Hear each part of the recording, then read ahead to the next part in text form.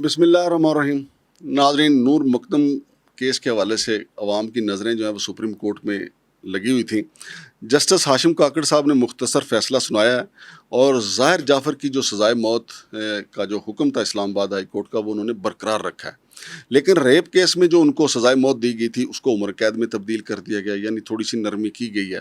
اور اسی طرح مالی اور چوکیدار کی سزائیں جو تھی ان میں بھی کمی کی گئی ہے، اور سپریم کورٹ نے کہا کہ جو وہ سزا کاٹ چکے ہیں وہ کافی ہے.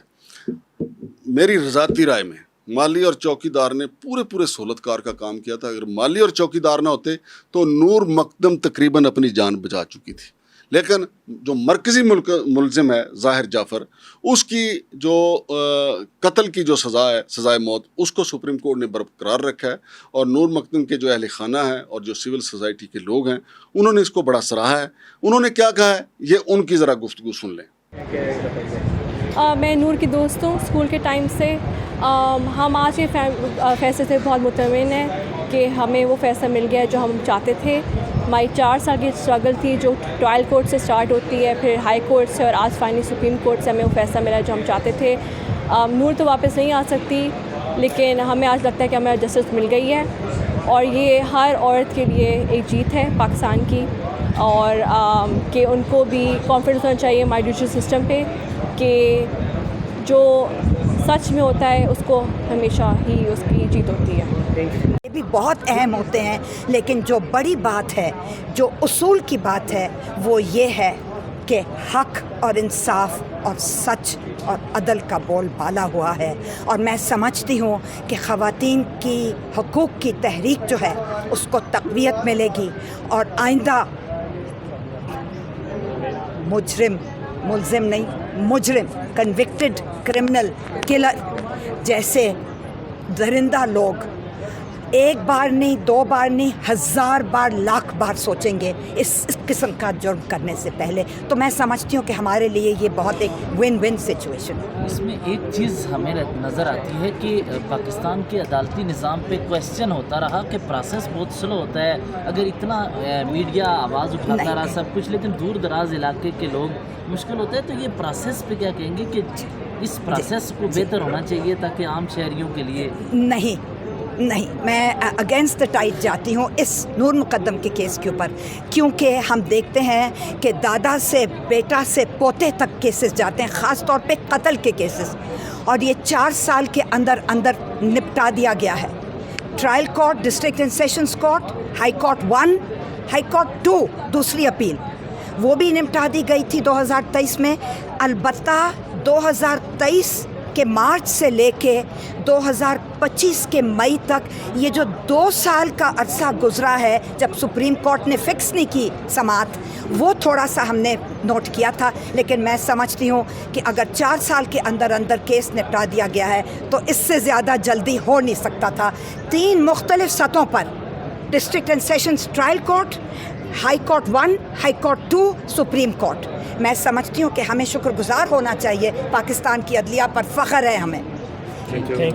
کے بعد ایک فیصلہ آیا ہے تو کیسے دیکھتی ہیں کہ مستقبل میں اگر کوئی اس طرح کا واقعہ ہوتا ہے تو کیا وہ بھی 4 سال کے اندر ہی ہوگا؟ عوام کو انصاف کی کچھ امید نظر آ رہی ہے؟ دیکھیں، میرا خیال ہے کہ یہ 4 سال میں بھی فیصلہ اس لیے ہو گیا کہ جو وکٹم ہے اور جو ایکیوز تھا دونوں کا تعلق ایک بہت بااثر ایلیٹ بیک گراؤنڈ سے تھا.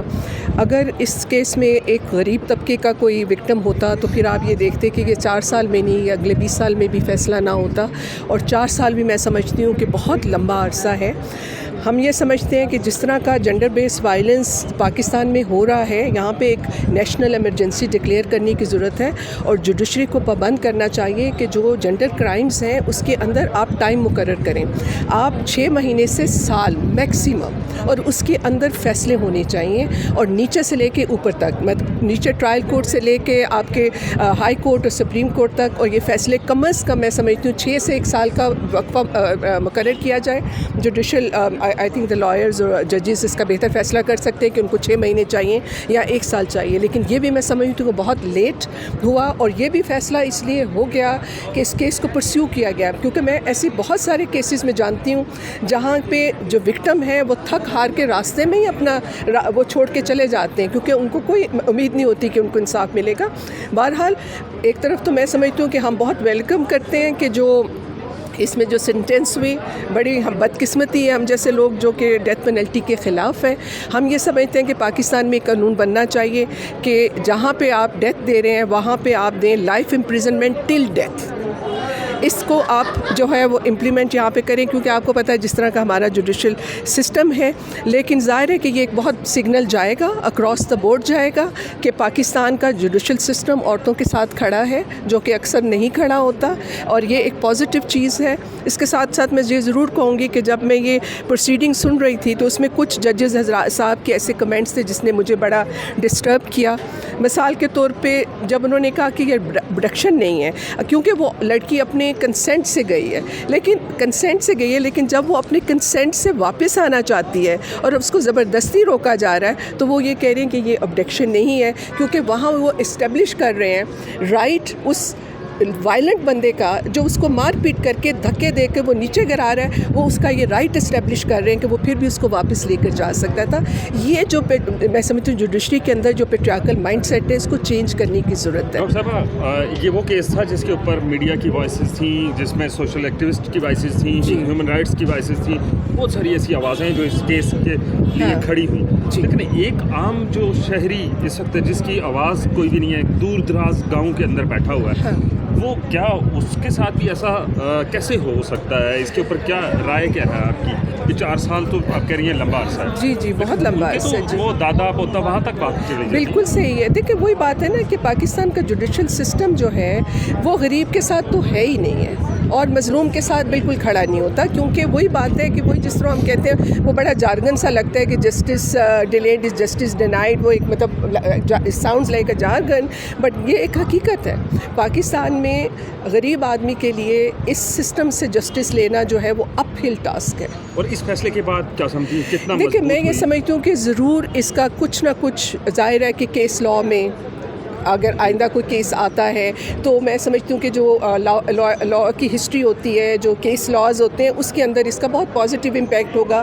یہ کورٹ ہوگا، اس قسم میں جس طرح کی ایویڈنس کو ایڈمیسیبل کیا گیا ہے وہ ایکسیپٹ ہوں گی، فیوچر میں بھی ہوں گی، تو اس لحاظ سے میں سمجھتی ہوں کہ یہ بہت ویلکمنگ اینڈ پازیٹیو فیصلہ ہے جو ایٹ لیسٹ انہوں نے جو اس کی پنشمنٹ ہے جو اس کو برقرار رکھا۔ Thank you. اور ٹرائل کورٹ کے فیصلے کے اگینسٹ جس میں انہوں نے ان کو 2 کاؤنٹ میں سزائے موت دی تھی، تو انہوں نے ان کی جو قتل کی جو الزام تھا اس میں ٹرائل کورٹ اور آنریبل اسلام آباد ہائی کورٹ کے فیصلے کو برقرار رکھتے ہوئے اس کی سزائے موت کو برقرار رکھا ہے اور اس کو اپ ہولڈ کیا ہے۔ جہاں تک اغوا کا تعلق ہے اس میں 364 میں جو ہے ان کو بری کر دیا گیا ہے، جبکہ جو ریپ کی جو دفعہ تھی اس میں جو ٹرائل کورٹ نے اس کو مجرم کو عمر قید کی سزا دی تھی، جو کہ اسلام آباد ہائی کورٹ نے اس کو بڑھا کر سزائے موت قرار دے دیا تھا، اس کو بھی سپریم کورٹ آف پاکستان نے جو ہے کنورٹ کر کے عمر قید میں تبدیل کر دیا گیا۔ اور جو 2 ملازمین تھے افتخار اور جان محمد، جن کو 10 سال سزا ہوئی تھی، ان کی سزا تو بحال رکھی گئی، لیکن ان کو جو ہے جتنا عرصہ انہوں نے گزارا ہے اس کی حد تک ان کی سزا رہنے دی ہے، تو اس کے ورچو آف دیٹ وہ رہا ہو جائیں گے۔ لیکن جہاں تک اس کے قتل کا جو ایک جرم تھا وہ جو ہے وہ نچلی کورٹ سے لے کر سپریم کورٹ آف پاکستان تک جو ہے وہ بحال رہی ہے، تو یہ میرا خیال ہے کہ نور مقدم کے والدین کے لیے، سول سوسائٹی کے لیے، اس ملک کے عوام کے لیے، اس ملک کی خواتین کے لیے ایک بڑا خوش آئند اور بڑا ایک ہوا کا جھونکا فیصلہ ہے۔ تھینک یو ویری مچ۔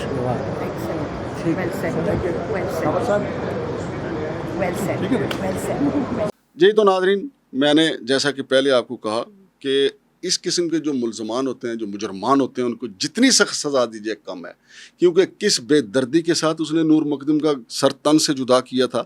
اور مالی اور چوکیدار یہ دونوں حرام خور جو ہیں وہ بھاگنے میں کامیاب ہو گئی سی, وہ روشن دان سے نکلنے میں کامیاب ہو گئی, اور وہ جو باہر جو پڑا ہوتی ہے وہ ایک چھوٹی سی جہاں پہ چوکیدار بیٹھتا ہے اس میں چھپ گئی تھی, لیکن یہ دونوں حرام خور پکڑ کے اس کو لے گئے تھے. سپریم کورٹ میں یہ معاملہ جج صاحب کی طرف سے بھی اٹھایا گیا کہ یہ زیادہ تنخواہ اسی لیے لے رہے تھے کہ ظاہر جعفر کی غلامی کر رہے تھے.